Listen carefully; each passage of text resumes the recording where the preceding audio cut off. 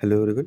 ये class 11th की ancient history की ओल्ड एनसीईआरटी है और आज हम लोग स्टार्ट करेंगे chapter 2 modern historians of ancient India. तो देखिए जो एंशिएंट टाइम में जो भी एजुकेटेड इंडियंस थे, तो वो अपनी ट्रेडिशनल हिस्ट्री को बचाने के लिए, ट्रेडिशनल हिस्ट्री को कायम रखने के लिए वो चीज़ें जो है वो लिखते थे। ठीक? वो लिख कर के ताकि वो जो आगे आने वाली जो हमारी जनरेशन्स हैं, तो उनके लिए काम आए। चाहे वो पुराण्स हो, चाहे वो सेमी बायोग्राफिकल वर्क्स हों या मॉडर्न रिसर्च हो।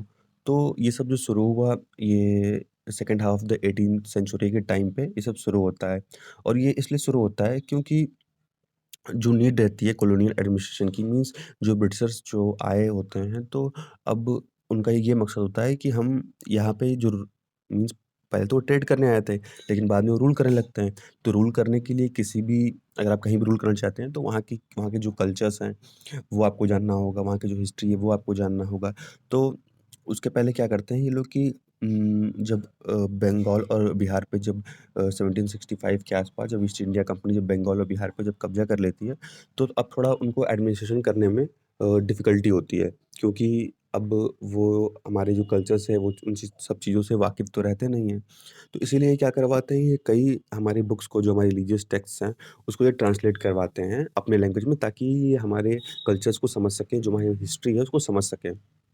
तो 1776 में आप देखेंगे कि जो मनुस्मृति बुक होती है जिसको हिंदू की लॉ बुक ये बोलते हैं, तो इसको ये क्या करते हैं कि ये ट्रांसलेट करवाते हैं इंग्लिश में as a code of Gentoo laws, ठीक है? उसके बाद सर विलियम जोन्स आते हैं जो कि ट्रांसलेट करते हैं अभिज्ञान शकुंतलम को इंग्लिश में 1789 में। तो सर विलियम जोन्स ने अभिज्ञान शकुंतलम को ट्रांसलेट किया इंग्लिश में 1789 में। उसके अलावा देखेंगे तो भगवद गीता जो हिंदू का सबसे ज़्यादा रिलीजियस टेक्स्ट माना जाता है, वो उसको ट्रांसलेट किया गया विल्किन्स के द्वारा 1785 में। तो विल्किन्स ने भगवद गीता को ट्रांसलेट किया इंग्लिश में। और जो बॉम्बे की एशियाटिक सोसाइटी थी, उसका गठन हुआ 1804 में हुआ और जो एशियाटिक सोसाइटी थी ग्रेट ब्रिटेन की, उसको लंदन में जो है सेटअप किया गया 1823 में। उसके बाद ने विलियम जोन्स ने ये कहा कि जो ओरिजिनली जो यूरोपियन लैंग्वेजेज़ हैं, वो बहुत ज़्यादा सिमिलर हैं संस्कृत और इरानियन लैंग्वेज के। और ये कहा गया कि अ, मीन्स जो भी यूरोपियन लैंग्वेजेज़ हैं, वो बहुत ज़्यादा जो सिमिलैरिटी रखती हैं संस्कृत और इरानियन लैंग्वेजेज़ से। तो इसकी वजह से क्या हुआ कि जो जर्मनी, फ्रांस, रशिया और जो अदर यूरोपियन कंट्रीज़ थी, तो उनके अंदर एक इंटरेस्ट जगने लगा कि हम भी जो है वो इंडिया के हिस्ट्री को जानें और समझें। तो जो ये बाकी कंट्रीज़ थी जर्मनी, फ्रांस, रशिया वगैरह तो इनका भी जो इंटरेस्ट है, वो इंडोलॉजिकल स्टडीज़ की तरफ बढ़ने लगा। तो अब देखते हैं एक जो मैक्स म्यूलर हैं, तो मैक्स म्यूलर के द्वारा जो है ज़्यादा टाइम इंग्लैंड में स्पेंड किया गया लेकिन उम, एक मैसिव स्केल पे हम देखेंगे तो इन्हीं की एडिटरशिप में जो है, जो हमारे एंशिएंट स्क्रिप्चर्स हैं, जो हमारी एंशिएंट बुक्स हैं, जो रिलीजियस टेक्स्ट हैं, तो वो इन्हीं की मैक्स म्यूलर की एडिटरशिप में वो ट्रांसलेट किए गए। तो अब देखते हैं कि जो 1857 का रिवॉल्ट था, ये इनके लिए जो ब्रिटिशर्स थे, इनके लिए एक आई ओपनर था क्योंकि इनको इसके बाद ये रियलाइज़ हुआ कि इनको एक और डीपर नॉलेज की ज़रूरत है। अगर इंडिया के सोशल सिस्टम को समझना है, तो इनको एक और डीपर नॉलेज चाहिए।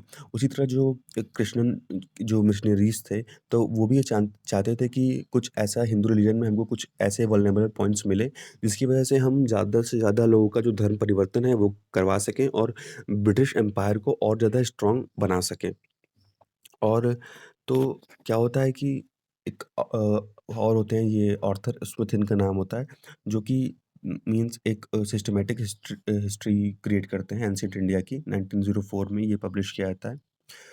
और जो इनकी बुक थी वो बेस्ड थी एक डीप स्टडी पे on the available sources give primary to political history. तो प्राइमरी से लेके जो पॉलिटिकल हिस्ट्री है वो ये उनकी जो बुक थी ये इस पे बेस्ड थी। It served as a text book for nearly 50 years और करीब-करीब 50 सालों तक जो है टेक्स्ट बुक की तरह ये काम में लिया गया और अभी भी जो है ये कुछ स्कॉलर्स के द्वारा यूज़ किया जाता है। तो जो स्मिथ की अप्रोच थी to history was pro imperialist, लेकिन देखिए जो इनकी हिस्ट्री का जो अप्रोच था वो प्रो इम्पेरियलिस्ट इन नेचर था। और as a royal member of Indian Civil Service he emphasised the role of foreigner in ancient India. और ज़्यादा इन्होंने मीन्स ब्रिटिशर्स के रोल को ज़्यादा वो किया है, अच्छे से दिखाया है। ये कहा है कि जो ब्रिटिशर्स आए यहाँ पे तो वो इंडिया की मतलब भलाई ही कर गए। तो वो चीज़ इनकी जो बुक में वो चीज़ झलकती है।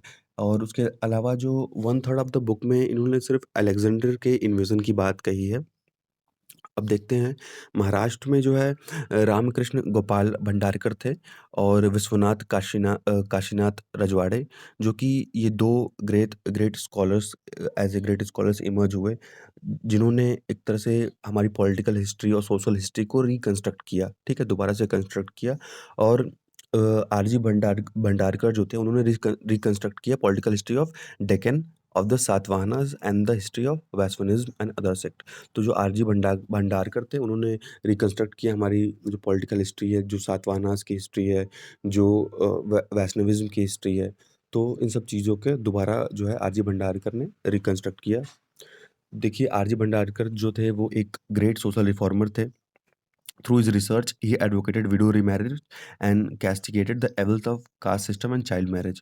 और ये विडो रीमैरेज, कास्ट सिस्टम और चाइल्ड मैरिज के भी खिलाफ थे। With his unaltered passion for research, V K Rajwade went to village in Maharashtra in search of Sanskrit manuscript. अब देखिए ये जो हैं वीके रजवाड़े, ये गांव से गांव महाराष्ट्र में घूमते हैं और ताकि कुछ जो संस्कृत के मैन्युस्क्रिप्ट्स हैं वो उनको मिल जाए, ताकि उससे ये जो मराठा की जो सोर्स ऑफ हिस्ट्री है वो उनको पता चल सके। और उसके बाद जो है बाद में जब इनकी रिसर्च कंप्लीट होती है तो उस चीज़ को वो 22 वॉल्यूम्स में बाद में पब्लिश करते हैं। अब बात करते हैं पांडुरंग वमन काने की, तो ये एक ग्रेट संस्कृत सोशल रिफॉर्मर थे, जो कि अगर इनकी बात करें तो ये धर्मशास्त्र जो है तो उन्होंने ये पब्लिश किया in 5 volumes in the 20th century as an encyclopaedia of ancient social laws and customs. Dharmashastra जो है इनके द्वारा पब्लिश किया गया 20th सेंचुरी में। और इससे हमको जानकारी मिलती है कि उस समय का जो सोशल कंडीशंस था कंट्री का वो कैसा था, और जो जो पॉलिटिकल कंडीशन थी वो कैसी थी। तो धर्मशास्त्र जो है वो पब्लिश किया गया था पांडुरंग वमन काने के द्वारा। अब बात करते हैं देवदत्त रामकृष्ण भंडारकर की। तो ये एक एपिग्राफिस्ट थे who published books on Ashoka, जिन्होंने अशोका के ऊपर जो है बुक पब्लिश किया on ancient India political institutions. More valuable work was done by Hemchandra Ray Chaudhuri who constructed the history of ancient India. तो हेमचंद राय चौधरी जो होते हैं वो उन्होंने रिकंस्ट्रक्ट किया history of ancient India from जो महाभारत का टाइम था, मीन्स महाभारत जो वॉर हुआ उस टाइम से लेकर के जो 10th सेंचुरी बीसी तक का जो है, मीन्स जो गुप्ता एम्पायर तक का टाइम है, ये इनके द्वारा रिकंस्ट्रक्ट किया गया। ठीक है। और a strong element of Hindu revivalism appear in the writing of R.C. Majumdar, who was a prolific writer and the general editor of the multi-volume publication History and Culture of the Indian People. उसके अलावा जो एक strong element है हिंदू हिंदू के revivalism का, वो appear होता है जो आर.सी. मजूमदार की जो बुक है, तो उसमें हम इन चीज़ों को देख सकते हैं। देखते हैं ज़्यादातर जो राइटर्स थे अर्ली इंडियन हिस्ट्री के, वो उन्होंने साउथ की हिस्ट्री में ज़्यादा अटेंशन नहीं दिया। मीन्स ज़्यादा जो अटेंशन दिया गया वो इधर नॉर्थ और ईस्टर्न स्टेट्स में, नॉर्थ ईस्टर्न स्टेट्स में जैसे यूपी बिहार वगैरह जो है, तो यहाँ के हिस्ट्री पर ज़्यादा इन्होंने फोकस किया, साउथ की हिस्ट्री में बहुत कम फोकस किया गया है। और जैसे के ए नीलकंठ शास्त्री थे, जो कि एक ग्रेट हिस्टोरियंस थे साउथ इंडिया से, वो भी सेम अप्रोच फ़ॉलो करते हैं और उतना डिटेल में साउथ इंडिया के बारे में वो एक्सप्लेन नहीं करते हैं, ना ही लिखते हैं। अब बात करते हैं ब्रिटिश हिस्टोरियन होते हैं ए.एल. भस्म की। तो A Sanskrit by training questioned the wisdom of looking at ancient India from the modern point of view. His book Wonder That India Was. तो इन्होंने एक एल बशम ने जो किताब लिखी है कि वंडर दैट इंडिया वाज, 1951 में ये पब्लिश हुई। तो एक ये जो है ये सिम्पैथेटिक सर्वे है of various facets of Indian culture and civilisation, free from the prejudice that the plague the writings of the V A Smith और अदर ब्रिटिश राइटर्स।